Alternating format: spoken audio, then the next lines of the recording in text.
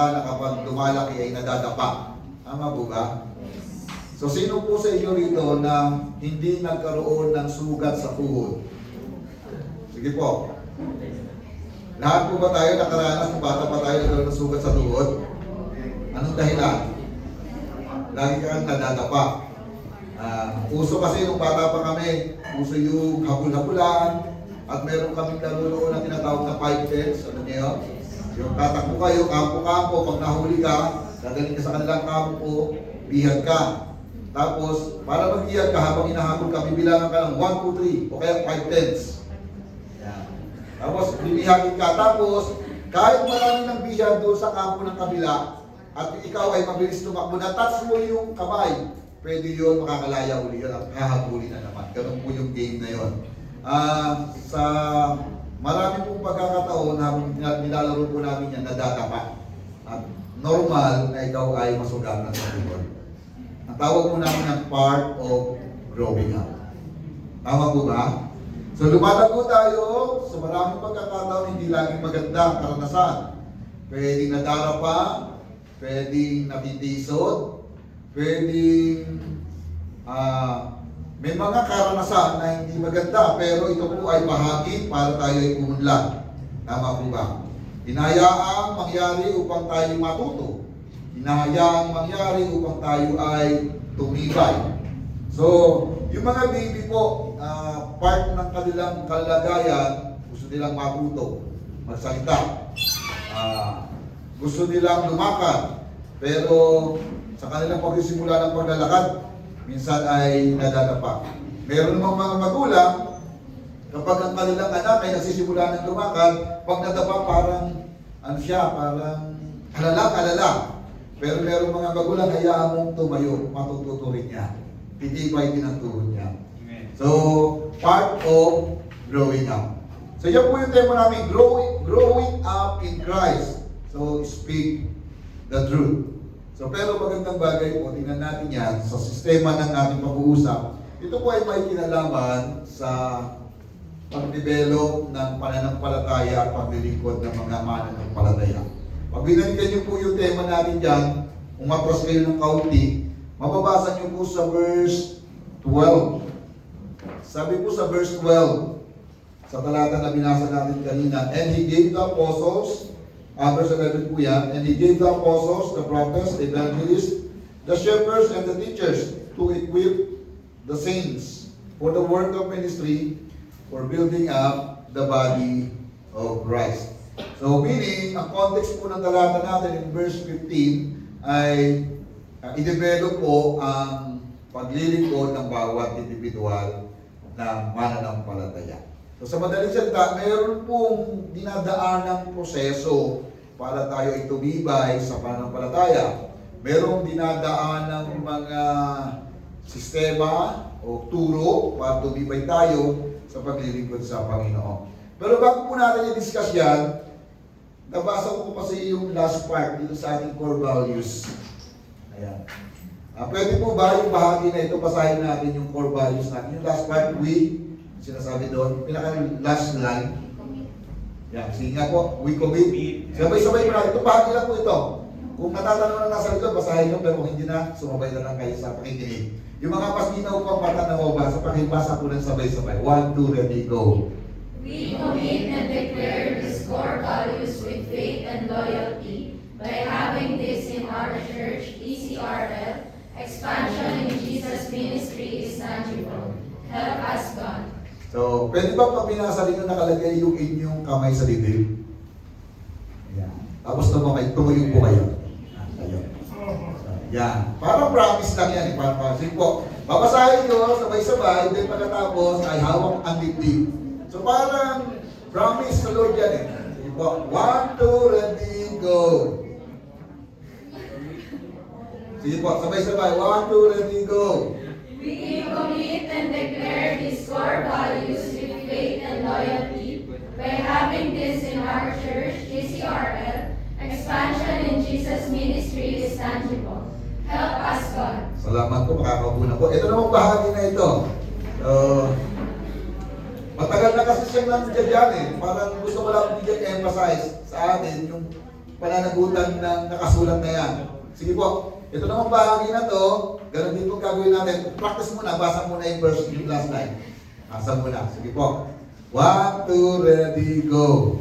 We commit and bear his core values to be faith and loyalty, by having this in our church, CCRL, expansion in Jesus' ministry, help us God. Yan. Ayun na po tayo, hawakan na natin ang ating video. Sabay-sabay po natin bigkasin. Tapos pag binigkas po natin, gawin natin totoo sa puso natin. Ready ba yun? Sige po. Sabay-sabay. 1, 2, ready, go. We commit and declare his core values with faith and loyalty, by having this in our church, CCRL, expansion in Jesus' ministry, standing. Help us God. So last part yung makakapuna po. Yung expansion ng ministry ay hindi imposible. Dahil mayroong mga nag-commit na mga individual, mayroong mga nag-commit at kumikilala sa sistema na natutunan natin sa salita ng Diyos. Ano po yung core values natin? Yan po yung, ilan po ba yan? Love, Word of God, prayer, mission, unity, people, and so yung pong lahat ng iyon ay pinahahalagahan natin at kung yan po ay palalakasin natin, yung tinatawag na expansion in the ministry of gospel ministry ay tunay pong makakapangyari. Pero kailangan natin na, yung first line, we commit. So, ang tanong, are we really committed sa ating core values? O tayo ay committed? Ibig sabihin, pinalitan natin yung ating isip at hindi talaga tayo lumawak ang paningin. Kasi po, we are going to 50 years sa susunod na taon na, 50 years. Pero, until now, ay naghahanap pa rin tayo ng mga kikilos at gagawa para makapangyari ang salita ng Diyos. At iniisip ko po, hindi dapat ito trabaho lang ng ilan. Tingnan niyo po yung katabi niyo. Huwag cellphone ang tingnan mo yung katabi. Tingnan niyo po yung katabi niyo. Yan. Ibig sabihin niyan, kasama yan sa gagawa para makapangyari yung kalooban ng Panginoon. So, ito po yung idea ng equipping the church. Malinaw ang kaunawaan para tayo ay nagkakaisang gumagawa. Malinaw ang kaunawaan na hindi po tayo saling pusa pagdating sa pagpapalaganap ng salita ng Diyos. Pagdating sa pagpapalaganap ng kaharian ng Diyos. Sabihin mo po sa katabi mo, hindi ka saling pusa. Saling aso ka. Okay. So malinaw po yung ating understanding pagdating po sa direksyon ng iglesia. For this year, we are reaching people for Christ. Yan po ang ating pinagtutulungan, iniisip na dapat maka-influensya tayo individually, maka-influensya ang bawat pamilya sa iba pang pamilya, o yung isang barangay, maka-influensya sa isang pang barangay. So ganun po yung understanding natin at malinaw po ang iglesia, ganun po ang galawan. Hindi po yan trabaho, ministeryo ng pastor, missionary, or Bible teachers. Ang iglesia ay katawan ni Jesus at tayong lahat ay mga instrumento upang makapangyari ang kalooban ng Diyos. So yun po ang malinaw nating pag-uusapan ngayong umaga. So grow up in Christ is speak the truth. Let's start the word speak. So magsasalita para sa katotohanan pero may sense of love. So tingnan nga po natin. Basahin nga po natin yung talata na yan. Sabay-sabay. 1, 2, ready, go. Speaking the truth in love, we grow up in all things in unity, wisdom and Christ. Salamat po. So yung maliit na salin, yan po ay New Living Translation. Yung malaking salin, New King James Version. Pero mapapansin po natin, speaking the truth, they grow up in all things into Him. Meaning, kapag nagsasalita tayo with truth, with that love, hindi lamang ang ibang tao ang makikinabang, kundi tayo personally lalago sa connection natin at relasyon natin kay Jesus. Tama po ba? Kung tayo po ay magtuturo ng may katotohanan, may pag-ibig, yung ating tinuturuan din ay lalago at uunlad sa kanilang pananampalataya at paglilingkod. Dito po sa NLT sabi, speak the truth in love, growing in every way more and more like Christ. So along the way na ganito po tayo mangusap, ganito tayo makitungo, ganito tayo magsalita, with the sense of love, ibig sabihin, mag-grow tayo kagaya ni Kristo. Ang purpose natin dyan, magiging kawangis tayo ng ating Panginoon. Okay ba? Maging kawangis tayo ng Lord? Tanggap na po ba yan? Ngayon talaga ang target, hindi lamang mag-glorify natin ang Lord, kundi dapat maging kawangis natin ang Panginoon by His character, by His purpose, by His mission. Dapat nagtatagpo yung gusto ng Panginoon, yun na rin po ang niyayapos natin at ginugusto na natin. Amen po ba? So yun po yung ating binibigyan emphasis. Ibig sabihin, dapat tayo mga mananampalataya along the way ng ating pagkakilala sa Panginoon na de-develop, natututong sumunod, hindi baka sakaling pagsunod. Kasi po, mahirap sabihin, Kristiyano ka na, pero along the way ng iyong pagsunod, parang alanganin ka sa mga desisyon mo. Ang tunay na umuunlad, lumalago, tumitibay sa pananampalataya, nagiging maliwanag sa puso niya at isipan niya ang kanyang desisyon at ginagawa para sa Panginoon. Hindi trabahong baka sakali. Kasi kung baka sakali ang galawan natin dito, ang ibig sabihin, hindi tayo sigurado na may mangyayari at makabuluhan ang ating ginagawa. Pero ako po ang aking pagtingin, mahirap na gawain, magaang na gawain, at dumaan man sa maraming struggles, may inaasahan tayo magiging makabuluhan ang ating mga ginagawa para sa Panginoon. Amen po ba? So yan po. Speaking the truth in love is simply a manifestation of being equipped in Christ. So sa madaling salita po, kung tayo ay natututong magsalita with a sense of love, nagmamanifest lamang po tayo na na-develop na tayo bilang individual believers. So, hindi po siya nakasentro sa sarili. Nakasentro siya sa pagtingin ng Diyos sa mananampalataya, sa pagtingin ng Diyos sa mga tao, sa pagtingin ng Diyos sa kanyang sanglilikha. So, mahalaga ang tao sa Diyos. So, sa madaling salita, kung tayo ay natututo na develop yung ating pagtingin na ito, mahalaga ang bawat isa sa atin. Amen? Sabihin mo sa katabi mo, kapatid, mahalaga ka talaga. Pero, huwag niyo pong ma-misinterpret yung halaga ninyo, ha? Hindi ka mahalaga dahil ang pogi mo lang. O matalino ka lang. O magaling ka lang. Hindi yan ang dahilan kung bakit ka mahalaga. Mahalaga tayo dahil una sa lahat, we are designed to do the purpose of the Lord. Kung aalisin mo ang buhay mo, ang sarili mo sa purpose ng Lord, yan lahat ng ginagawa natin ay mangyayari na wala rin kabuluhan. Sabi nga po ni Isaiah, di ba? Sabi niya, ano man yung ating ginagawa, ito rin ay nagmimistulang maruming basahan lamang sa paningin ng Diyos dahil sa ating pagiging makasalanan. So sa madaling salita, mga minamahal, kaya ka mahalaga, kaya ako mahalaga, dahil tayo ay lumalakad sa plano at direksyon ng Panginoon. Amen? Kaya mahalaga ko individually, kaya mahalaga ang pamilya ko as a family, kaya mahalaga ang iglesia ito, dahil lahat tayo nag-iisip na makapangyari ang kalooban ng Diyos. So hindi mahalaga ang ating ginagawa kung walang kinalaman sa direksyon at plano ng kalooban ng Panginoon. So ito po ang nakita ko habang pinag-aralan ko yung speaking the truth in love. Meaning, pag nagsasalita po tayo ng katotohanan, hindi po yan iniaalis yung pangangaral ng Ebanghelyo ni Jesus. Ibig sabihin, hindi mo maiaalis na kapag ikaw ay nagsalita para sa katotohanan, laging kaakibat niyan, ipinangangaral natin ang mensahe ng Ebanghelyo ni Jesus. Ibig sabihin niya, hindi yan maiksing mensahe.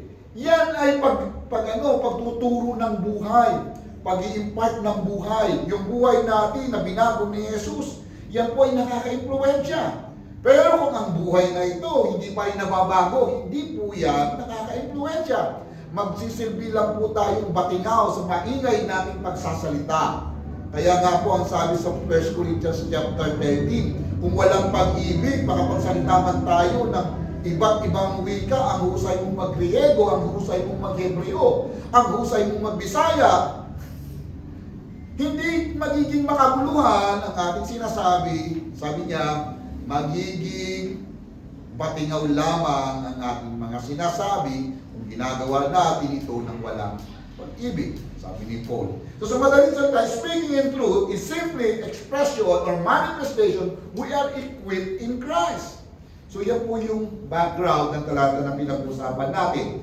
So speaking the truth, this means the maturity in Christ involves not only knowledge but also testimony of His character, which is blend of truth and love.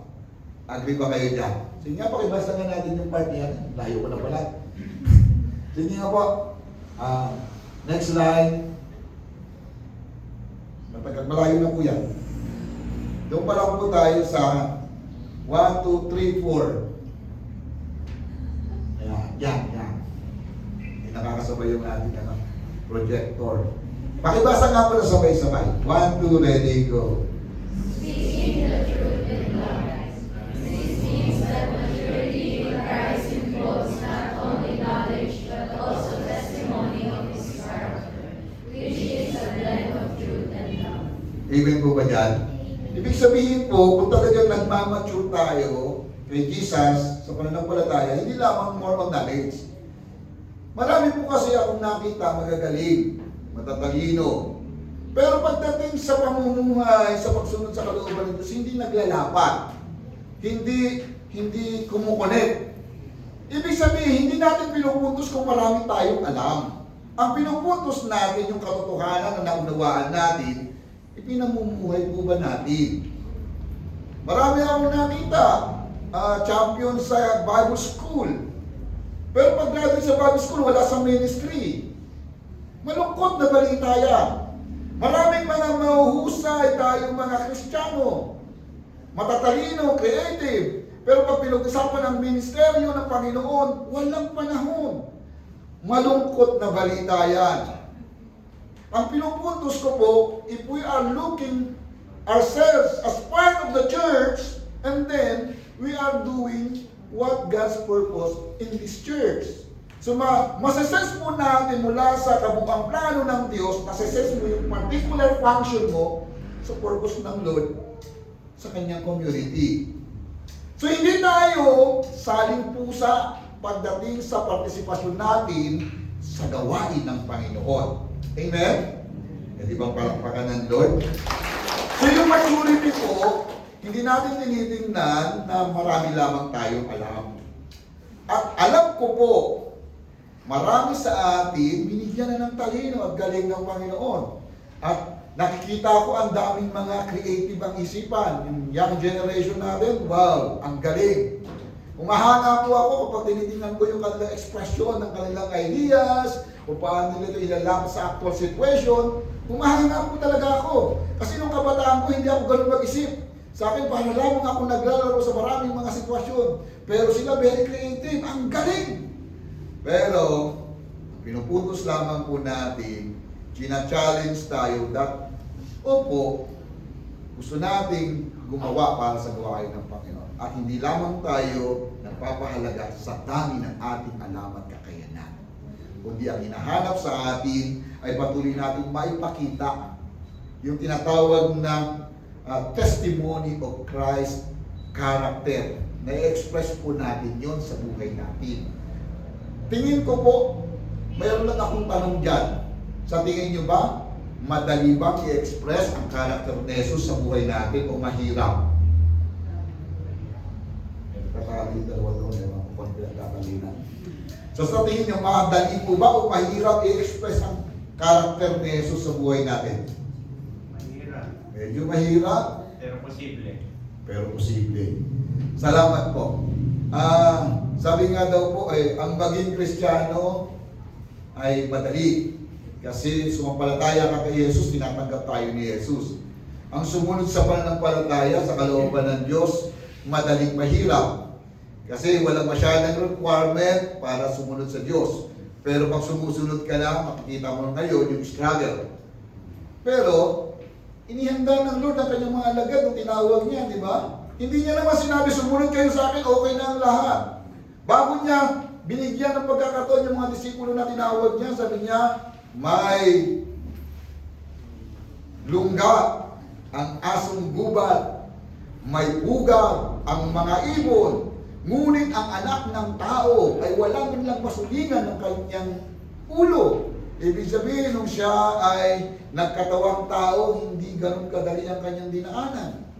Kaya sabi niya, kung gusto mong sumunod sa akin, pasanin mo ang iyong krus at sumunod ka sa akin. Ibig sabihin, si Jesus nagsasabi, nangangalap ng mga disipulo, pero hindi niya binibigyan ng false hope. Yung pagsunod sa Diyos ay hindi nagsasabi kapag sumunod ka sa Diyos, yayaman ka. Pag sumunod ka sa Diyos, magkakaroon ka ng malaking truck. Kung bigyan ka ng malaking truck, mayroong misyon. Kung bakit ka binigyan ng malaking truck? Kung binigyan ka ng malaking property, mayroong misyon na gustong ipagawa sa iyo ng Panginoon.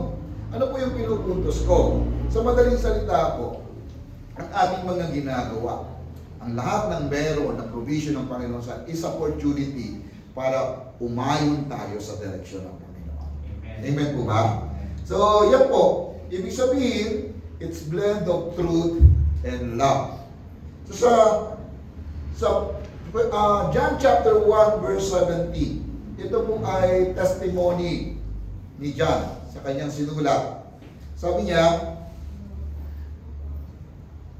for the law was given through Moses, but grace and truth came through Jesus Christ.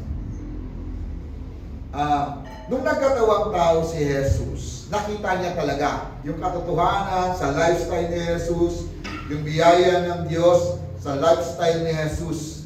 At nakita niya yun nung ito ay nagkatawang tao. Nakita niya yun kung sino si Jesus na bagamat siya ay Diyos, dumaan sa tunay na pagiging tao at namuhay bilang tao, hindi nagkukunwaring tao.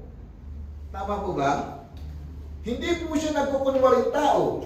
Kasi kung nagkukunwaring tao, hindi totoo ang kamatayan sa krus. Kung hindi totoong tao, hindi totoong nagutom siya. Kung hindi siya totoong tao, hindi siya napagod. Pero totoong tao. Ibig sabihin, kung anong meron kalagayan tayo, naunawaan mo niya yan at dumanas siya sa ganyan. Pero hindi siya natukso. Yun ang mabuting bagay. Ibig sabihin, kung dumadaan ka man sa struggle, mga kapatid, meron ng Jesus na tunay na nagtagumpay. Kaya kung meron man tayong mga agam-agam sa puso, kung bakit alanganin tayong sumunod ng tuloy-tuloy sa kalooban ng Diyos, kapatid, meron ng nagtagumpay para sa iyo at para sa atin. Amen? Palakpakan nga po natin. Sa madaling salita, si Jesus mismo, in the idea of speaking the truth in love, nilakaran niya po yan. So, as a church, dapat ganyan din tayo magsalita. Ganyan din tayo maglapat ng ating pagganap ng tungkulin. Hindi by self-gratification. Opo naman, pag ginagawa mo kalooban ng Diyos, meron pong fulfillment yan eh. Totoo ba yan? Meron fulfillment. So, minsan, hindi mo agad may paliwanag yan, pero deep within, ikaw ang nakakaunawa niyan, yung ibang nakakaranas yan, nagsisek amen din. Kapag ginagawa mo, particular yung function mo sa Panginoon, iba-iba kasi tayo ng function eh. Ako, lumalagay na ako sa ganung sitwasyon, iba yung function ng ibang kabataan, iba ang function ko, and this time, nakikita ko dapat, mag-develop pa ng mga tinatawag na disciple of Jesus Christ. So, sa madaling salita, kapag nagagawa mo yun, nakaganap ka ng tungkulin sa Panginoon, may kasiyahan sa puso. Agree po ba kayo dyan? So, hindi mo naman kinakailangang iyapusin ang lahat ng gawain. Hindi ako masyadong kampante sa ganong gawa. Maging masaya ka kung ano ang meron kang kakayanan. Kasi kapag hindi yapos mo ang lahat ng gawain, kapatid, hindi ka church. Baka inisip mo, ikaw na yung church eh. Di ba? Kapag may nakikita ka na ganito yung function niya, hindi ka nasisiyahan, kailangan gumero siya ayon sa iyong pananaw, ayon sa iyong perspektibo. Mga kapatid, pag ganyan ang ating isipan, malulungkot ang mga tao kasi ang iyong standard, kung yung standard ng kaisipan mo. Hayaan mong matuto ang isang tao. Ang tawag po natin dyan, part of growing up. Amen? Sasabihin mo sa katabi mo, kapatid, sumunod ka na sa Lord. Seryoso ito.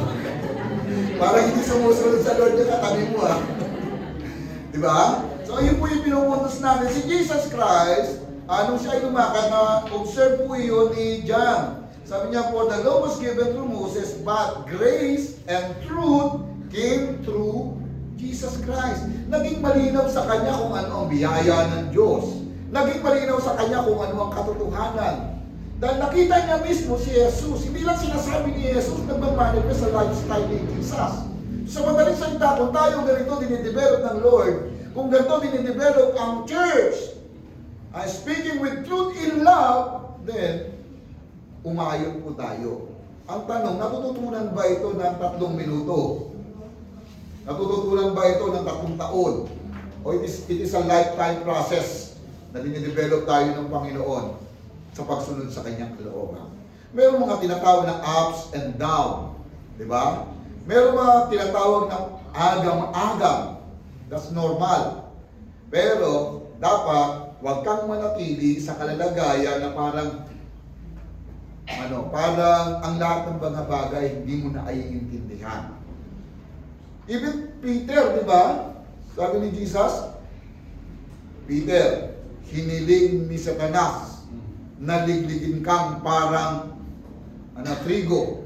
Pero ipinanalangin ko, pag nagbalik loob ka na, palakasin mo ang mga batang tupa. Nakita yung ni Jesus kay Peter. At ang sumunod na pagkakataon sa pag-uusap nila ni Jesus sa panahon na yan, di ba? Tinakpuan niya si Jesus for 3 times. Nakita na yun ni Jesus. Ngayon, minsan sumuway pa si Peter, hindi mangyayari yan. Di ba? Dahil ang sinasabi ni Jesus, mangyayari na dapat siyang pahirapan, mangyayari na dapat siyang parusahan at mamatay sa krus. Sabi ni Peter, hindi mangyayari yan. Nandito ako. Wow! Parang ang lakas talaga ng loob ni Peter. Pero ang sagot ni Jesus sa kanya, Satanas, tumigil ka. Sinuway niya. Nasubaybayan niyo ba yan? Yung conversation niya ni Jesus. Ibig sabihin, yung plano at layunin ni Kristo, kung bakit siya nagkatawang tao, yun na yun. Pero hindi pa naiintindihan ni Peter. At sa pagkakataon, hindi niya sinabing si Pedro ay si Satanas. Yung idea na pumapasok sa kanya ay pagpigil sa kalooban ng Diyos. Kaya sinabi niya, tumigil ka. Ang isipan mo ay hindi para sa Diyos. Kaya sinaway niya si Peter. Sa mga minamahal, si Jesus ay lumakad ng may pag-ibig, nagsalita ng may pag-ibig. At dahil ito, sa malalim na kaunawaan sa plano at kalooban ng Diyos. At tingin ko po ang isang tao na lumalago sa pagkakilala at plano ng Diyos, natututunan niya ito naturally. Hindi yan pinipilit. Tama po ba? Amen po ba? So yun po yung idea rito na pinag-usapan natin is speaking the truth in love. In Ephesians chapter 4 verse 13. Pakibasa na po. Ayan. Pakibasa na po ng sabay-sabay. 1, 2, ready, go. This will continue until we all come to such unity in our faith and knowledge of God's Son, that we will be matured in the Lord, measuring up to the fullness of His Christ. Ang puntos po niya, magkakaroon tayo ng tiyak ng pagkakilala kay Jesus. Ang tawag niya, yung salita sinabi niya, maturing in understanding in the knowledge of the Lord Jesus Christ. So, ibig sabihin, pag dumadaan tayo sa proseso ng pagtuturo ng Panginoon, tayo po ay lumalago. Knowledge of God's Son that will be mature in the Lord. So sa madaling salita po, alam mo kung bakit ka narito. Alam mo kung bakit ka bahagi ng iglesia. Alam mo kung bakit ka may talino. Alam mo kung bakit ang galing-galing mo. Hindi yan para masatisfy lang o mag-gratify lang yung sarili. Kundi para ma-fulfill ang nais ng Diyos sa ating iglesia. Amen po ba? Pwede bang palakpakan ng Lord? Speaking the truth in love. So sa madaling salita, inihahanda tayo ng Diyos from the idea of equipping. Kasi yung salitang equipping, nangangahulugan din po yan ng paghahanda. Preparation. Pero ito rin po ay nangangahulugan ng paglalagay sa tamang lugar. The word equipping. May tao po. So sa madaling salita, kapag naunawaan mo na yung kalagayan mo, inilalagay ka sa tamang lugar. So ang tanong, sa ginagalawan mo ba ngayon, nasa tamang lugar ka ng ministeryo mo? Alam mo ba kung anong tamang posisyon mo? So, ang tumutulong dyan ay yung mga leaders. Kaya ini-equip tayo, binibigyan tayo ng understanding. So, hindi ka lamang inihahanda. Pag matapos kang i-prepare, according sa iba't ibang sistema at pamamaraan, hinahanap natin ang nilalagay ka sa tamang lugar. Kaya nga po, meron ako mga narinig dito, Pastor, paglutuin nyo na lamang ako, huwag nyo na lang akong pagturuin. Alam niya yung lugar niya. Tama po ba?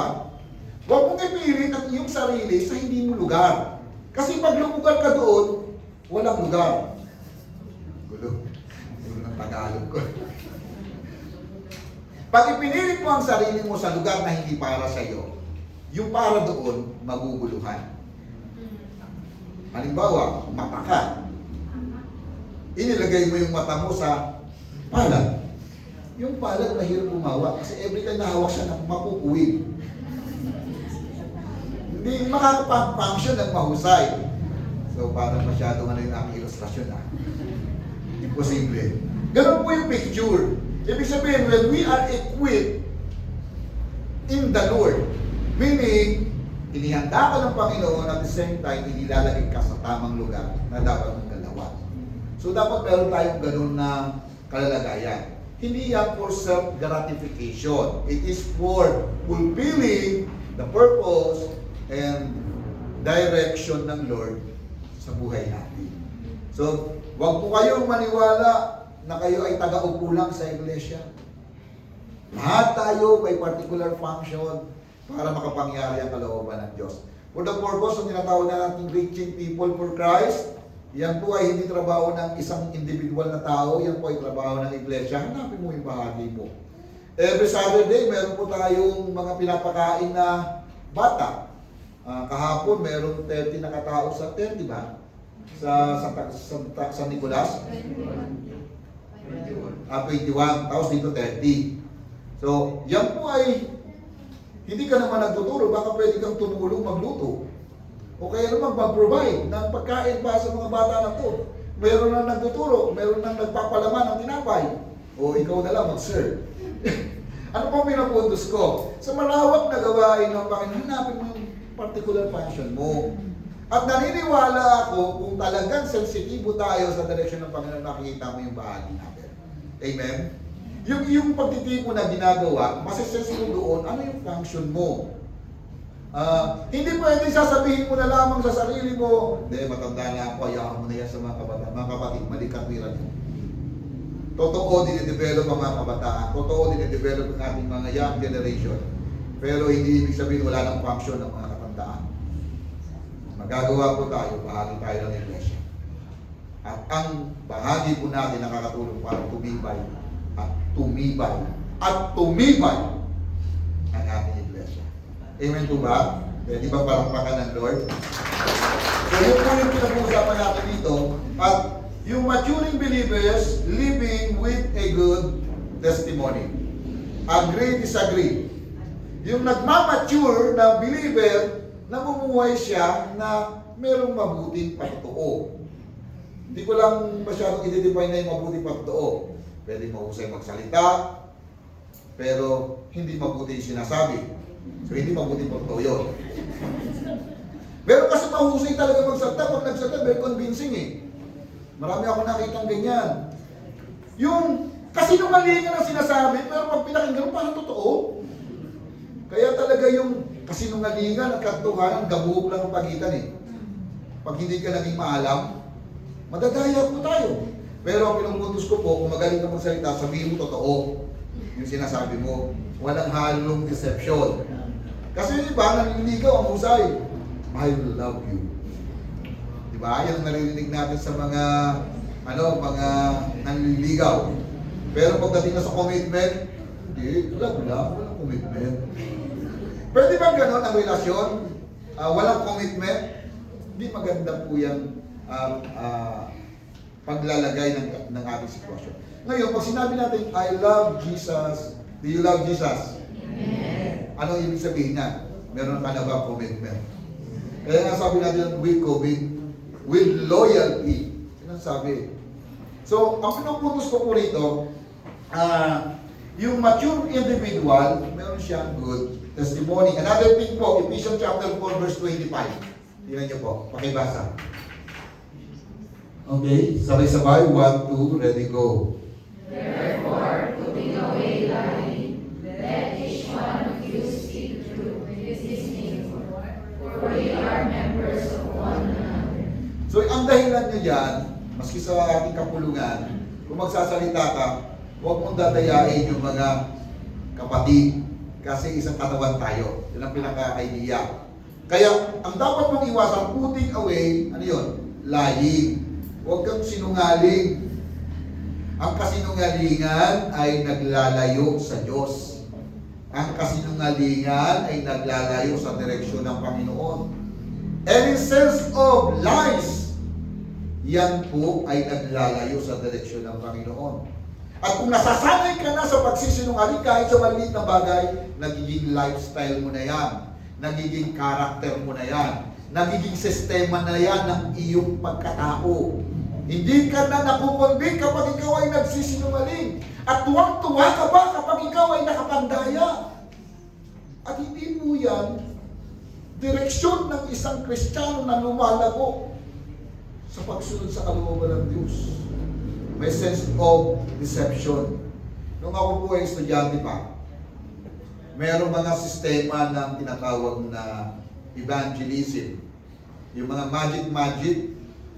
Diba? May mga magic na pamamaraan ng pag-evangelize. Hindi ko po niyapos. Ang sense ko sa sarili ko, parang dinadaya ko lang yung mga bata. Pwede mo naman, parang inilalahad mo ang katotohanan in a sense of deceiving. So sabi ko, ayoko, may pamamaraan para sabihin ng totoo na hindi pandaraya.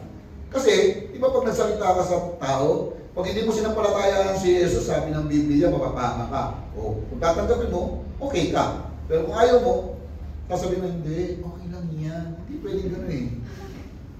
So dapat, direct tayo kung ano talagang malinaw sa tinuturo ng salita ng Panginoon. So sa madaling salita, ang unang bagay sa pagsasalita ng katotohanan, iwasan mo na huwag kang sinungaling. Even a hint, yung maliit na mga pagsisinungaling. Kasi kapag nakasanayan na po natin yan, kapatid, nasa sense po yan ng mga taong kausap natin. Kasi sa proseso po, yung mga sinasabi natin na babasa yan, ang nakikinig sa'yo, itong taong ito, kapag ibang kausap, ito sinasabi niya. Pag ibang kausap, ito sinasabi niya, ay, masyadong manipulating. Gusto niyang pasunurin ng tao sa gusto niya. Kaya kahit konting pandaraya, ginagawa niya. Kasi bakit? Gusto niya kasi siya ang okay. Mga kapatid, sa tingin ko, hindi maganda yan. Yung ganyang attitude. Yung mahusay sa pagbubuo ng mga kwento, hindi naman totoo, para lang siya ang maging okay. Maraming ganyan eh, ma-observe mo yan. Kapag ganyan na po yung karakter natin, kala mo hindi nagsasalita yung mga nakikinig sa'yo, pero sila na-observe nila yan eh. Nababasa nila yan, sa matagal ka ng kasama, pag magkwento ka, galing-galing mo magkwento, pero sa likod ng isipan ng mga nakikinig sa'yo, kasabihin na, hindi na ako naniniwala sa'yo, sinungaling ka naman yun.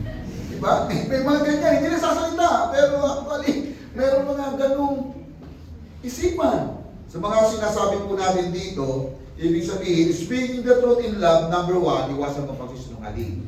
Number 2, dapat magsalita tayo sa katotohanan sa ating kapwa, sa ating kapatid, dahil iniisip natin, particularly sa church, kasama yan sa katawan ni Jesus.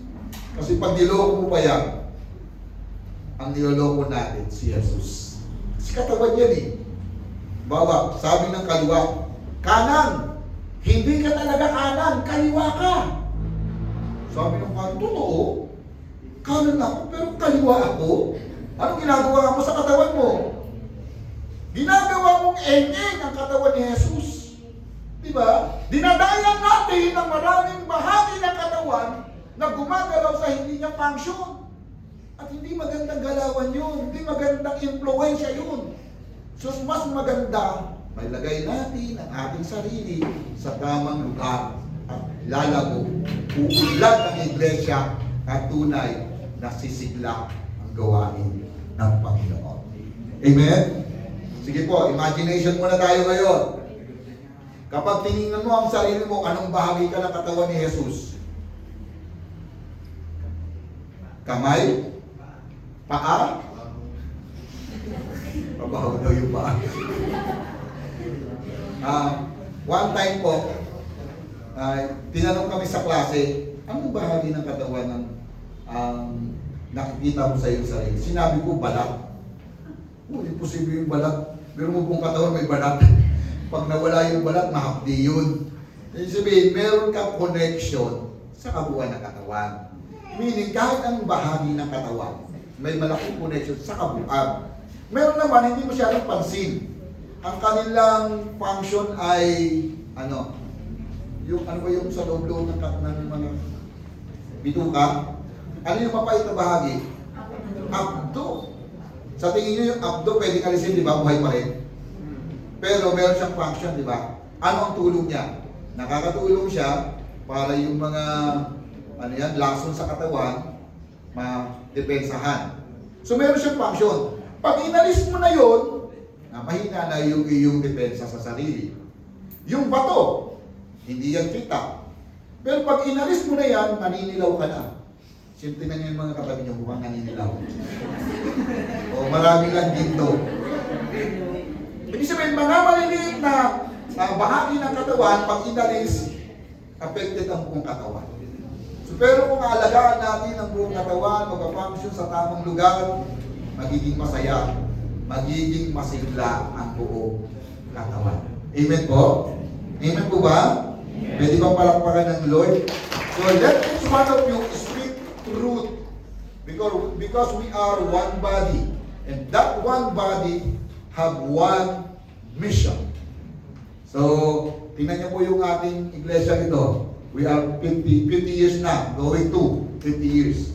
So, sa tingin nyo, aabot tayo ng 50 years? Makakasama tayo, magkikita tayo sa 50 years? Walang ayaw? Sige, kalabit mo yung katabi ko. Kapatid, hanggang 100 years tayo, mananatili tayo ito. Abutin sana tayo 100 years, babay ko yan. So yun po. So sa malaling salita po, speaking the truth, nangangahulugan, iwasan ng kasinungalingan, magsalita ng maayos, nakakatulong, at merong pong merong pakinabang ang ating mga sasabihin. Meron po isang tingnan po natin ito. Ito po ay isang radio announcer, author, and theologian, pastor din po siya, broadcaster din po siya. Tingnan niyo po. Pakibasa nga po yung kanyang sinabi. 1, 2, ready, go. Spiritual growth does not always involve learning something new, but rather regard the truth as already known but not fully applied. Agree pa kayo dyan? So, ang paglagong spiritual ay hindi nangangahulugan na lagi kang mayroong natutuklasan bagong katotohanan. Kundi ang totoo, alam mo na, ang problema lang, hindi mo lang na-i-apply. So, yun po yung kanyang emphasis. So, ibig sabihin mga kapatid, pwedeng marami na tayong alam. Tama po ba? Tinan nyo yung katabi niya. Sabihin mo, marami ka nang alam, di ba?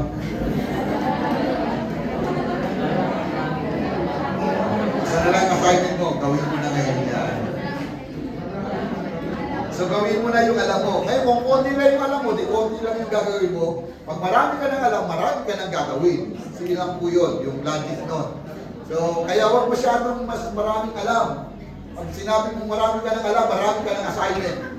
So, kasi nagtuturo po ako ngayon sa school, yung mga estudyante ko, weekly, weekly, pag naabot ko ako ng assignment, reading assignment, reflection, i-summarize ninyo, reflection, then kuha kayo ng insight, personal insight, yung makukuha yung principle. Yung iba po, siguro mga nakaka 5 weeks na kami, yung iba wala pang pinabasa. So nag-announce ako, mga kapatid, pasa na kayo ng inyong mga assignment, mahirap maging krabi, hindi nakakatulog. So, alam nila yung gagawin, may instruction pero hindi ginagawa. Ito po yung issue natin. Ibig sabihin, maaring marami na tayong alam. Pag hindi natin ginagawa, matatambakan po tayo ng maraming assignment. So, tingnan niyo po yung katabi mo. So, marami na bang assignment yan? Sa dami ng alam. So, ayan. So, sa madaling salita po, yung malawak nating pagtingin sa speaking the truth in love ay malaki po ang nagagawa nito para tunay na maging matatag, matibay ang iglesia, maka-influensya sa iba, at makatulong tayo ng iba rin po ay sumigla rin sa kanilang pananampalataya. Kung mahusay ka magturo, mahusay ka mag-preach, mahusay ka maglingkod, mahusay ka magluto, lahat po iyan pare-parehas kapag ginagawa natin with love para sa Panginoon. Amen? So, pwede ba malakas na palakpak sa Panginoon? Actually, sinabi ko, introduction lang yun. Parang introduction. Ito po kasi yung tanong na gusto kong mangyari. Sige po, makibasa po yung tanong natin. Ano yung tanong natin? Pasabay-sabay po natin basahin. 1, 2, ready, go. 1, 2, 3, the consequences of speaking the truth in love in the context of increasing. Actually, na-discuss ko na rin po siya. Pero magdidetalye tayo ayon po sa konteksto ng mga talata. Okay? Ito po yung mga talata na observe natin. Mula po dyan sa mga talata na yan. At ito po yung nakita po natin. Kapag gumawa po tayo ng ganitong galaw, ito po yung mangyayari. Next slide po. Pakibasa po yung unang puntos. 1, 2, ready, go. Build up the church, the body of Christ. So yun po daw ang mangyayari. Kapag nakasanayan natin na nagsasalita tayo ng may katotohanan with love, yung buong iglesia, sisigla na po. So, ibig sabihin, may sense po ang pagiging totoo. Nakakatulong po yan para maging masaya yung iba. Huwag mandaya sa pagtuturo. Huwag manira ng kapwa. Huwag magsinungaling. Kasi kapag natuklasan nilang nagsisinungaling tayo sa huli po, babalik lang po yun sa atin. So, number 2 po, ano ang mangyayari? Sige nga po, pakibasa. 1, 2, ready, go. We will not be influenced when people try to trick us with lies to learn some method. Ito po yung sinasabi ko, magaling. Pero kasinungalingan naman ang sinasabi. At kapag pinakinggan mo, talagang mahusay ang presentation. Very convincing. Pero mga kapatid, kahit simple lang ang salita, mukhang hindi ka magaling magsalita. Pero kapag yan ay ginamit mo with sense of love, according to the truth of the Word of God, may pakinabang po yan. Hindi po yan mawawalang katulad. At dahil dito, hindi tayo mai-influensya ng tinatawag na kasinungalingan. Amen po ba dyan? Sige po. Number 3.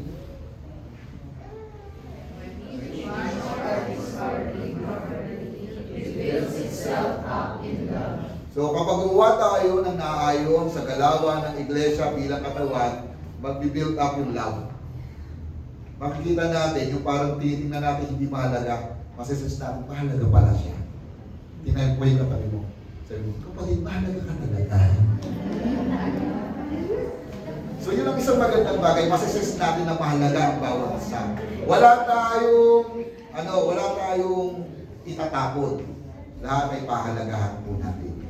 Last part po, ano ang mangyayari kapag nangyari na po yung pagpapalaga with speaking the truth with love. Okay? Last part, basahin po natin. 1, 2, ready, go.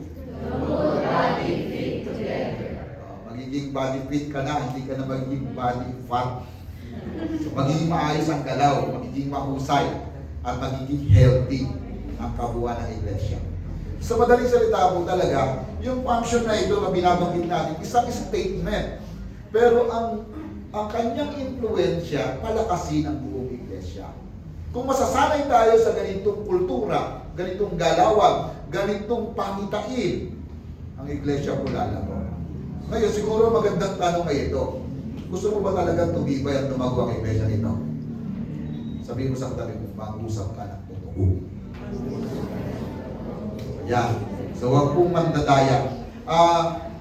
Tingnan nyo po, para makita natin yung buong galaw, binigyan ko po ng konting picture para mabilis makita sa isip. Yung next line po. Ayan. Speaking the truth in love. Yan po yung ating kabuuan na pinag-uusapan ngayon. Ngayon, kapag yan po ay sinunod natin, ito po ang mangyayari. Sige po. Ayun. Wow. Nag-drawing ako ng robot. Hindi ko alam kung robot yan eh. Ibig sabihin, kapag ganyan po yung ginawa natin, may mangyayari. Merong development. Magkakaroon ng tunay na hugis at forma. At ang magiging maganda, ang forma ng iglesia. Kasi fit in eh. So, yun po yung nakita ko po. Ibig sabihin, the whole body fit together perfectly. So, ibig sabihin mga kapatid, kung tayo po talaga ay gagalaw sa function natin with a sense of love, magiging malago at masigla ang ating katawan, ang iglesia. Amen po. At tandaan po natin, ang ulo ng iglesia ay si Jesus. At kung magiging masaya ang buong iglesia, sino po ang makakapurihan? Walang iba, kundi ang ating Panginoong Jesus. Amen po ba? Palakpakan po natin ang Lord. So, finally po, ito na po yung last word natin.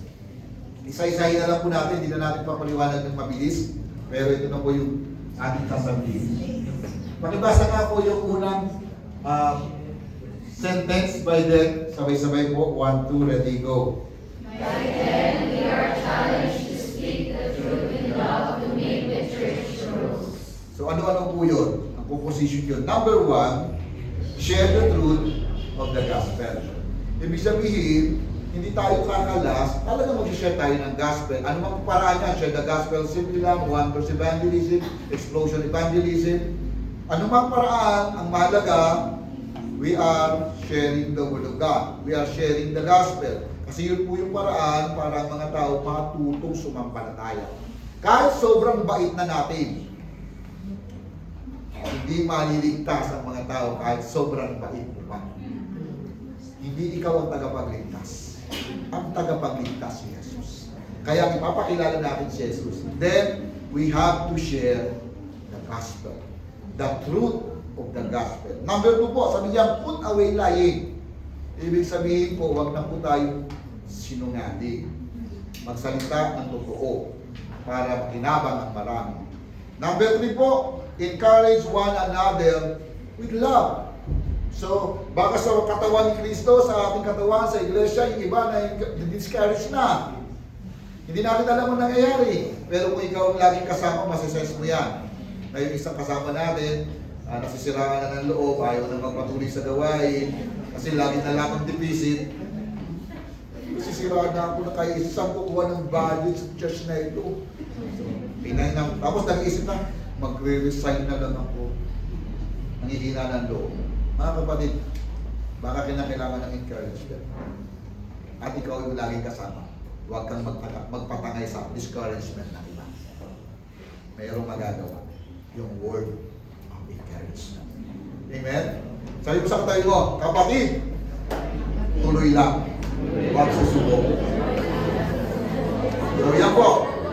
Then, ito po yung isang panglima. Sabi dyan, augment the character of Christ in us. Gusto yun, lalo natin palakasin ang karakter ni Jesus sa buhay natin.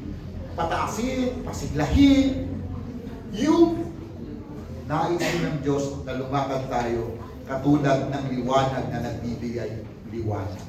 Ang buong sanlibutan nababalot ng kadiliman, kailangan ng mga individual na mananampalataya taglay ang liwanag.